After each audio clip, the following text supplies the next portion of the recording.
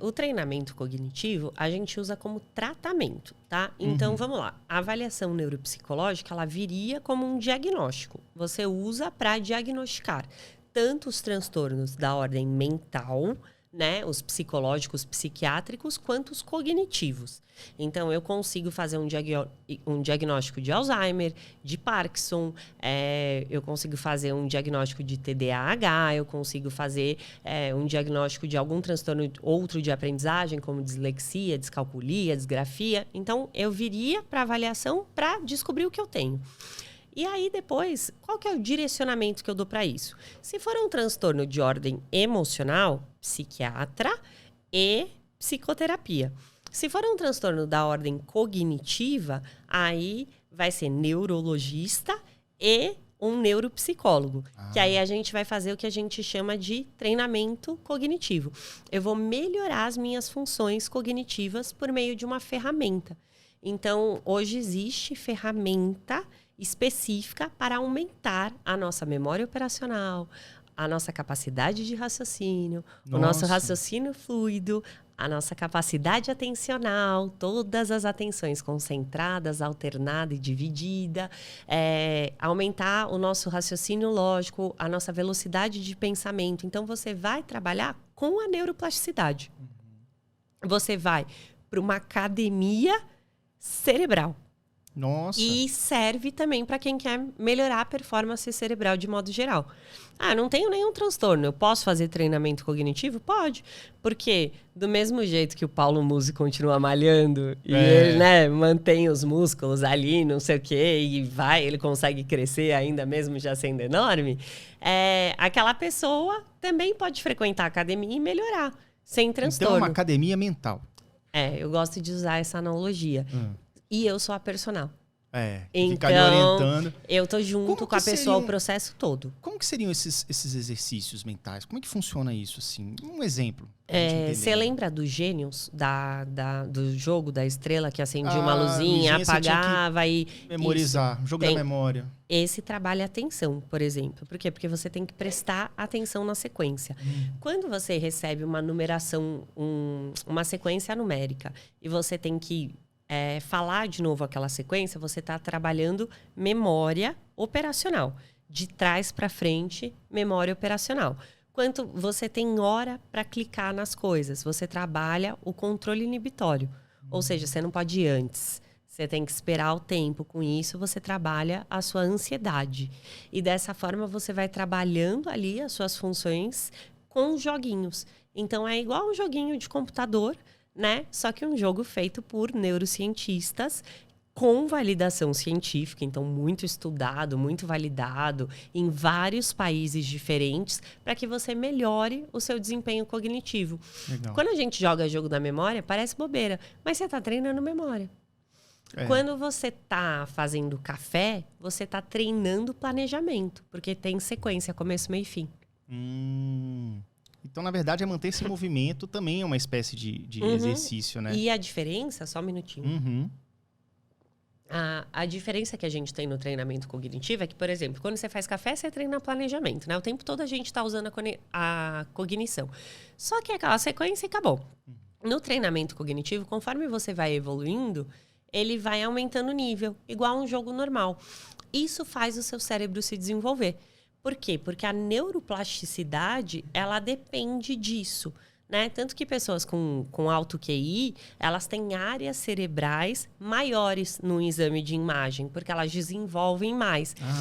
Então, até tem estudo falando que pessoas que falam 2 idiomas, quando você vai ver o lugar do cérebro, da linguagem, ele tem como se ele tivesse um pouquinho aumentado. Então, é como se você estivesse aumentando. Se você só faz café, você não trabalhou a neuroplasticidade, você trabalhou só a cognição. Mas no treinamento cognitivo, você vai fazer café, depois você vai fazer café com leite, aí depois você vai fazer café com leite com chantilly, aí depois você vai colocar um blueberry, e assim você vai criando, e aí você aprende a planejar, né? Isso. E sempre no seu limite. E o que é mais legal é que, como cada ser é único e individual, o treinamento ele vai, na verdade, olhar para isso. Então, o tempo todo ele vai se adaptar a você propriamente. Então, eu errei 2 vezes com 6 números. Aí ele vai reduzir para 5. Aí acertei 3 vezes com 5, volta para 6. Ele vai, acertei com 6, vai para 7, vai para 8. Instiga até você evoluindo, né? E buscando, assim você vai gerando neuroplasticidade. É incrível, né? Trabalhando, né? E isso é bom para qualquer idade, né? Até para pessoas idosas também, para exercitar, né? Para idoso, hoje não tem restrição para treinamento cognitivo. Acontece que na maioria das vezes o idoso que vem, ele já tá com algum tipo de demência. É difícil procurar antes, que seria o ideal. Para todas as crianças, e muita gente busca quando quer aumentar a performance. Então, concurseiro, vestibulandos, muito empresário, vem por causa de... Mas é bom para a população geral. Tanto que em alguns países, o treinamento cognitivo faz parte da grade escolar. Aqui a gente ainda não tem isso, mas... Poderia ter. Seria bem legal. Isso é interessante até para o próprio aprendizado curricular mesmo, isso, né? Porque você vai aumentando a sua capacidade de aprender. Num todo, em todos os quesitos, né? Então, isso ajudaria muito, e por isso que eles colocaram como grade. Talvez no futuro a gente tenha, mas acho que para isso, primeiro a gente teria que ter neurocientistas brasileiros trabalhando numa ferramenta, porque hoje ela é sueca.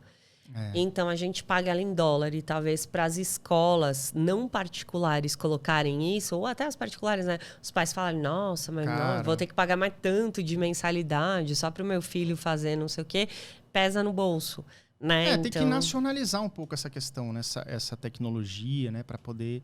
Por conta disso, eu estou desenvolvendo um aplicativo. A gente já fez alguns testes. Legal. Mas ele está numa atualização, porque eu quero trazer isso de graça. Eu quero que todo mundo possa baixar. Fiz, lógico, olhando para o treinamento cognitivo. A única diferença é que essa validação científica, eu vou precisar que alguém patrocine. Alguém vai ter que entrar aí, ó, gente. Ó, cola aí no projeto dela, que é bom, viu? E queira olhar para isso, porque se a gente conseguir a validação científica brasileira, aí é perfeito, porque a ferramenta é brasileira e eu já quero fazer ela sem custo, né? Vai conseguir. E aí, a ideia é essa, de trazer isso de um jeito que a gente não tenha que pagar em dólar. Porque senão hoje, para o paciente particular, para o paciente... Mas eu acho que ao mesmo tempo faz muito sentido na minha prática clínica, porque quando eu dou um diagnóstico, eu não deixo o paciente sem saída, sem tratamento, sabe? Eu não viro e falo assim, você tem TDA, tchau. Eu não tenho o que fazer, né? Eu falo, você tem TDA, e eu trabalho com uma ferramenta, essa ferramenta assim, esse treinamento se você quiser, nananana. Então eu tenho um pós. E aí, é um pós bom, que é um pós que exercita a mente da pessoa e tudo, ela vai poder... Cara, é um ponto de partida, na verdade.